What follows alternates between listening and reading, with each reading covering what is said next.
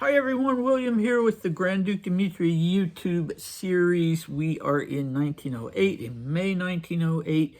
This will be the last installment of the series until probably the 6th or, no, it wouldn't be that late. Maybe the 3rd or 4th of April. I will be in transit starting tomorrow, going to Seattle, then Paris, and then Zurich, and then on to Davos, where I'll be settling in for a couple months and be able to resume these. But happily, today we'll be able to finish up with the long letter that Dmitri wrote to his sister, the first part of it on the 4th of May, and then he resumed it on the 5th of May. So what we're going to do today is the section that he wrote on the 5th of May, but describing an event that had happened the day before, that being the dinner given for the Infante Alfonso, who had come to Russia and presented Nicholas II with a Spanish military uniform. So there was this dinner for him, and we have Dmitri's account of it. And yeah, I should just mention in passing what the previous section of the letter was about. So it was a lunch, I think on the same day, and Dmitri had mainly, Princess Alice was there, Princess Alice of Battenberg, and then married, she was Princess Andreas of Greece. But the only person really that Dmitri had anything to say about was one of the Flügel adjutants called Chagin, Ivan Ivanich, I think, and he happened to be the captain of the Standard.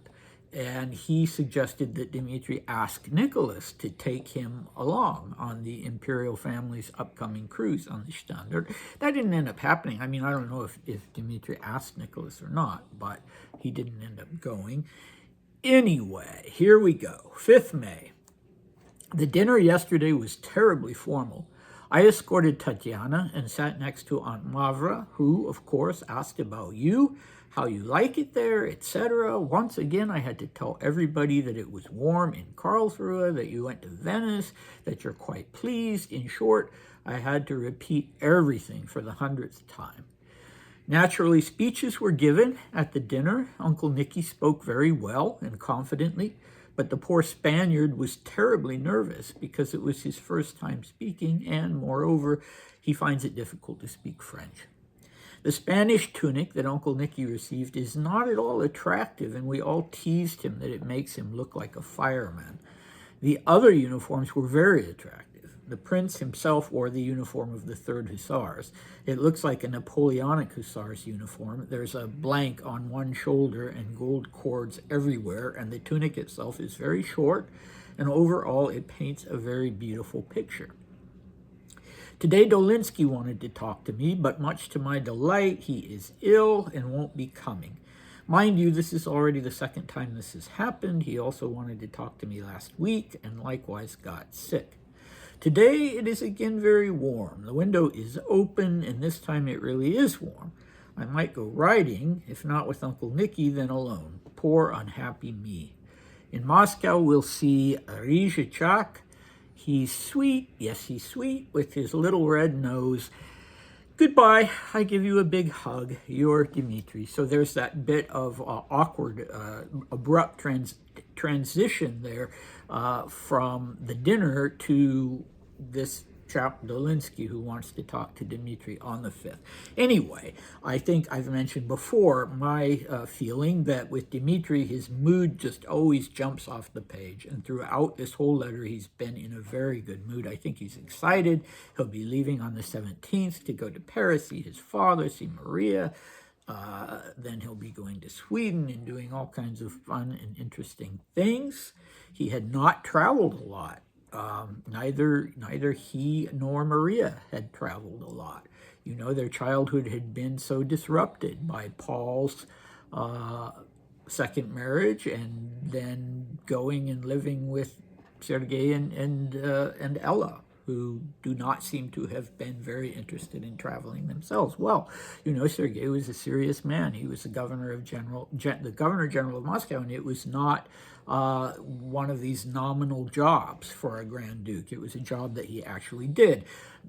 He wasn't popular. He was definitely, very reactionary, but he took the job seriously. Anyway, how did I get off on that track? Dmitri was in a good mood. There's this dinner for the Infante, and if you've been watching these installments of this letter all along, you've probably been laughing at how laggardly I've been in figuring out who this person was. Dmitri never once says his name, so I don't know why. Maybe it just slipped his mind and he didn't bother to ask anybody, hey, who was that guy's name that we went to dinner for yesterday? It was, at any rate, Infante Alfonso, who was quite young. He was 22 years old at that time. He was an aviator, a pilot. That was really his thing already, even when he was 22. And the other interesting thing that I hadn't put two and two together about is that he would end up marrying the infamous, well, maybe not infamous, Baby B, one of the Edinburgh sisters, the Duke of Edinburgh's, and his wife, who was Dmitri's aunt, who had been born a Grand Duchess of Russia, a daughter, the only surviving daughter of Alexander II of Russia. She married Prince Alfred, who is also a German prince, but a son of Queen Victoria, and he had these girls, Marie of Romania, Alexandra, Beatrice, who was Baby B. Was there another one? There probably was. They all turned out to be kind of interesting people. Excuse me. Oh, good Lord. Sorry about that. All right. Anyway, that was Alfonso. Why Dmitri didn't find him interesting, I don't know. The only thing he has to say is that he was nervous, and that's understandable. Nicholas had been doing these kind of speeches for a while. I think Nicholas, too, was a kind of retiring person, but, this was old hat for him and not for Alfonso, and apparently his French wasn't that great. So, yeah, that would be kind of nerve-wracking. So we don't find out much. Because Dmitri becomes so preoccupied with the uniforms. We know that he escorts Tatiana in the procession, based on precedents. I suppose Nicholas would have gone first, or maybe the guest of honor. I don't know. Anyway, Dmitri was given the task of giving his arm to Tatiana, who was, maybe 11 years old at the time. He doesn't tell us who escorted Olga, maybe one of the Vladimirovich Grand Dukes, Kirill or one of them, but he doesn't say who else is there, He's just so preoccupied by the uniforms, which is a bit of a pity. Aunt Mavra was and now I can't do her justice because I don't remember her actual Christian name. She was the wife of Dmitri's great uncle, Grand Duke Konstantin Konstantinovich. He knew her well. She was someone he was quite comfortable with. And he's getting quite annoyed over the fact that everybody is curious about what's going on with the newly wed Maria in Sweden and the honeymoon. They all want to know all the details, as Dmitri says, and as he mentioned earlier in the letter, he's having to say the same thing 100 times over and over again. Anyway, the next thing we have is the uniforms. So Romanov males were well known to be just obsessed with military uniforms. I think even Prince Gavril Konstantinovich, Mavra's son, actually, in his memoirs, talks about uniforms just kind of ad nauseum, if I remember correctly.